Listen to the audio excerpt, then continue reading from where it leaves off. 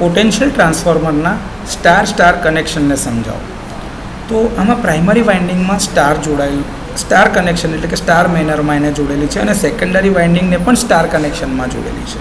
જો તમે આકૃતિમાં જોતા હોય તો આ તમારો આર વાય અને બી એટલે જે તમારો 3 ફેઝ સપ્લાય ઇનકમિંગનો છે પ્રાઇમરી લાઇનનો એ છે.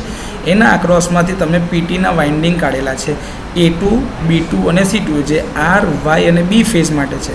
અને એનું બીજા જે છેડા છે R1, 2, 3 એટલે આર વાય અને બી ફેઝ એ ત્રણને કોમન કરીને એને ન્યુટ્રલ કરીને અર્થ કરેલા એટલે કે ન્યુટ્રલ કનેક્શનને અર્થ કરી દીધું છે.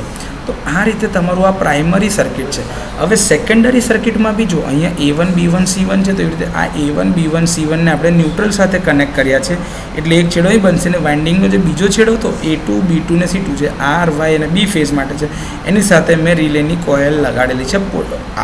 તો રિલેની કોઇલને આવી રીતે લગાડવામાં આવે છે સેકન્ડરી સાઈડ ઉપર અને પ્રાઇમરી સાઈડ ઉપર આ સપ્લાય સાથે પીટીની વાઇન્ડિંગ પ્રાઇમરી કનેક્ટેડ છે. હવે જો પ્રાઇમરીનું જે આ ન્યુટ્રલ ટર્મિનલ છે એને તમે અર્થ ના કરો, જો એ અર્થ નથી કરેલું પ્રોપર, તો જ્યારે અર્થ ફોલ્ટ થશે તે વખતે ઉત્પન્ન થતો વોલ્ટેજનો ઝીરો સિક્વન્સ કમ્પોનન્ટ હશે એ પ્રાઇમરી વાઇન્ડિંગમાંથી પસાર થતો જ નથી એટલે કે વહી શકતો નથી. હવે જો એ વહી શકતો ના હોય પ્રાઇમરીમાંથી જ તો એ સેકન્ડરી બાજુ ટ્રાન્સફોર્મ નથી થવાનો. જો સેકન્ડરી ટ્રાન્સફોર્મ ના કરી શકતો હોય ફેથફુલી જે પ્રાઇમરી પરથી સેકન્ડરી પર એની અસર ના બતાવતો હોય તો સેકન્ડરી વાઇન્ડિંગ દ્વારા આ અર્થ ફોલ્ટ સેન્સ કરી શકાશે નહીં. તો એ કેસમાં અર્થ ફોલ્ટ થશે તો પણ રિલે તમારી ટ્રીપ સિગ્નલ પ્રોડ્યુસ કરશે નહીં.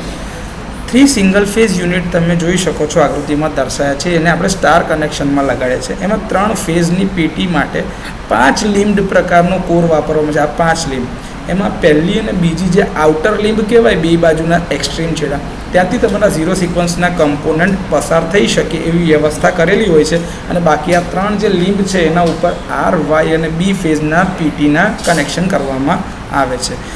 આવું કરવાના લીધે જ ઝીરો સિક્વન્સનો કમ્પોનન્ટ જે વોલ્ટેજનો હશે એ પોટેન્શિયલ ટ્રાન્સફોર્મરમાંથી પસાર થઈ શકશે. એટલા માટે આવી રીતની વ્યવસ્થા અરેન્જમેન્ટ કરવામાં આવે છે. તો આ રીતે પોટેન્શિયલ ટ્રાન્સફોર્મરના સ્ટાર કનેક્શનને સમજી શકાય છે.